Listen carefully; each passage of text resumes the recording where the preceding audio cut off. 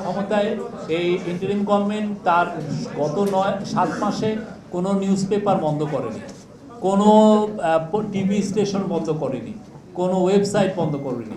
যদিও যথেষ্ট কারণ ছিল যে কিছু কিছু টিভি স্টেশন এরা কিন্তু ভয়াবহ রকমের অপতথ্য ছড়িয়েছেন, মানুষেরকে মৃত্যুটাকে এবং কিলিংটাকে তারা লেজিটিমাইজ, প্রোটেস্টারদেরকে কিলিংটাকে তারা লেজিটিমাইজ করেছেন তাদের অনেক কমেন্টেটর।